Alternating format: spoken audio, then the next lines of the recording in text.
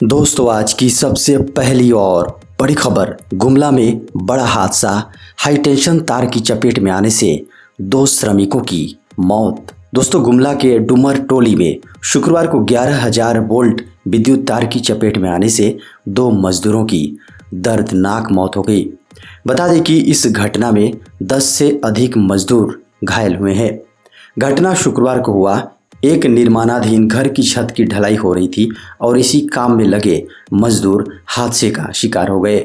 छत से लगभग 1 फीट ऊपर हाईटेंशन तार गया हुआ है और काम के दौरान मिक्सर मशीन करंट के संपर्क में आ गया। इससे मशीन को पकड़े मजदूरों को करंट का जोर का झटका लगा। दोस्तों, बड़ी खबर सामने आ रही है।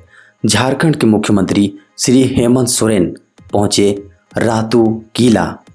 दोस्तों, विजयादशमी के मौके पर राजधानी रांची के रातू किला मुख्यमंत्री हेमंत सोरेन पहुंचे।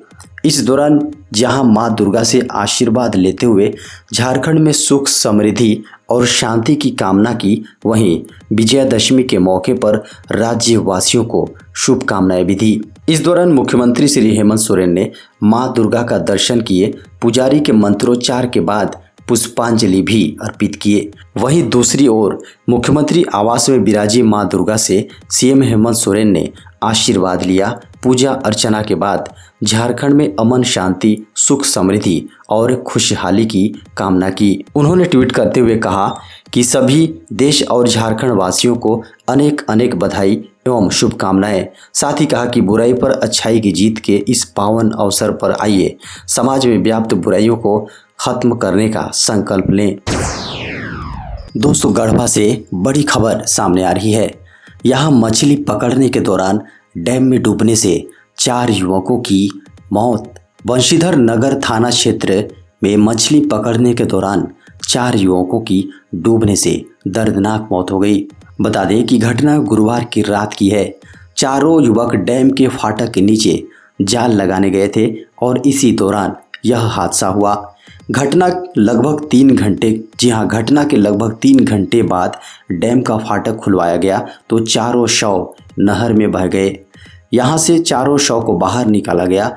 लगभग 1.5 माह पूर्व इसी डैम में डूबने से 2 चचेरी बहनों की भी मौत हो गई थी। बता दें कि घटना की सूचना मिलने के बाद डैम पर आसपास के सटे गांव के लोगों की भीड़ जमा हो गई। लगभग 3 घंटे बाद चारों युवकों का शव बाहर निकाल लिया गया। दोस्तों, बड़ी खबर आ रही है। भारतीय रेलवे में 2226 पदों पर हो रही है बम्पर भर्ती। इंडियन रेलवे में काम करने के इच्छुक अभ्यर्थियों के लिए बड़ी खुशखबरी है। रेलवे भर्ती सेल पश्चिम मध्य रेलवे ने विभिन्न ट्रेन्स में अप्रेंटिस के कुल 2226 पदों पर भर्ती के लिए नोटिफिकेशन जारी किया है। इस भर्ती की महत्वपूर्ण बात यह है कि इन पदों पर अभ्यर्थियों की नियुक्ति बिना किसी एग्जाम के होगी। रेलवे द्वारा जारी किए गए आधिकारिक नोटिफिकेशन के अनुसार इन रिक्तियों के लिए आवेदन प्रक्रिया 11 अक्टूबर से शुरू हो गई है और यह 10 नवंबर तक चलेगी।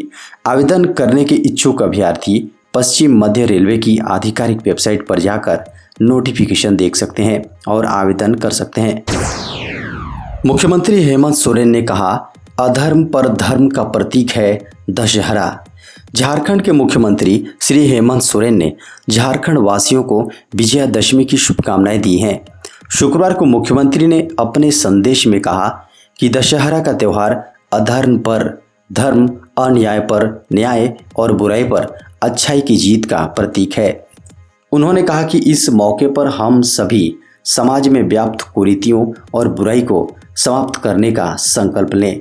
मुख्यमंत्री ने सब परिवार अपने आवास परिसर में स्थित मंदिर में मां दुर्गा की पूजा अर्चना कर झारखंड में अमन शांति, सुख समृद्धि और खुशहाली की कामना की। देश में कोरोना के सक्रिय मामले 215 दिनों में सबसे कम। देश में 215 दिन बाद सक्रिय मामले घटकर 2,06,586 हो गए हैं। वहीं बीमारी से ठीक होने की दर 98.07% रिकॉर्ड की गई है। केंद्रीय स्वास्थ्य मंत्रालय के आंकड़ों के अनुसार गुरुवार को कोरोना संक्रमण के 18,987 नए मामले रिकॉर्ड किए गए। इस तरह संक्रमितों की संख्या बढ़कर 3,40,20,730 हो गई। वहीं 246 और मौतों के साथ मरने वालों की संख्या बढ़कर 4,51,435 हो गई है। दोस्तों खबर मौसम की, झारखंड के कई जिलों में 17 अक्टूबर तक हो सकती है बारिश। बंगाल की खाड़ी में एक बार फिर से चक्रवात बन रहा है, जिसके कारण झारखंड में इसका असर दिखाई दे रहा है। मौसम विभाग ने 15 अक्टूबर से झारखंड में बारिश का अनुमान लगाया था। मौसम विभाग के अनुसार झारखंड के कई जिलों में 15 से 17 अक्टूबर तक बारिश की संभावना है। मौसम विभाग के अनुसार बंगाल की खाड़ी में बन रहे चक्रवात के कारण झारखंड के मध्य और दक्षिणी भागों में हल्की और मध्यम दर्जे की बारिश हो सकती है।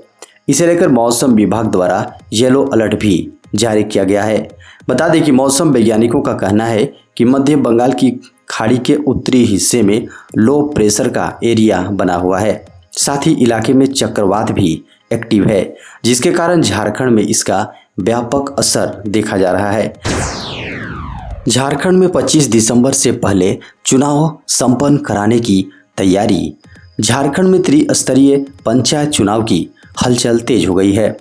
राज्य निर्वाचन आयोग और प्रदेश सरकार ने चुनाव संबंधी सभी तैयारियां पूरी कर ली हैं। ऐसे में चुनाव के दिनांक यानी तारीखों का ऐलान जल्द होने की संभावना है। खबरों के अनुसार सरकार 15 नवंबर से चुनावी प्रक्रिया शुरू करने की कोशिश में जुटी है। सरकार चाहती है कि पंचायत चुनाव को 25 दिसंबर से पहले करा लिए जाएं। बता दें कि राज्य निर्वाचन आयोग ने कुछ दिनों पहले ही जिलों के कलेक्टर और एसपी से वीडियो कॉन्फ्रेंसिंग के माध्यम से बैठक की थी।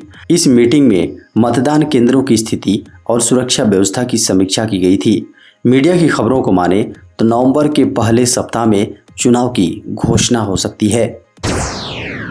प्रधानमंत्री नरेंद्र मोदी ने राष्ट्र को समर्पित की 7 रक्षा कंपनियां।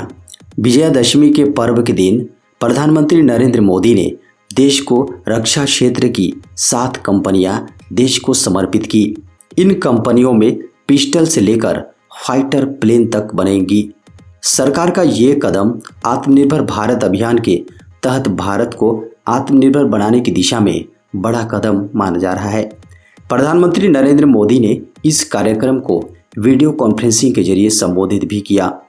प्रधानमंत्री मोदी ने इन कंपनियों के लिए 65,000 करोड़ रुपए के ऑर्डर की जानकारी दी और कहा कि जो कुछ नया करना चाहते हैं उन्हें अपनी प्रतिभा दिखाने का पूरा मौका मिलेगा।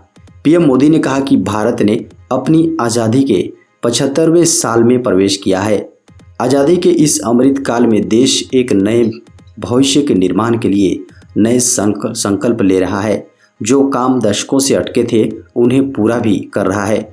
उन्होंने कहा कि 41 ऑर्डिनेंस फैक्ट्री को नए स्वरूप में किए जाने का निर्णय और 7 नई कंपनियों की ये शुरुआत देश की इसी संकल्प यात्रा का हिस्सा है।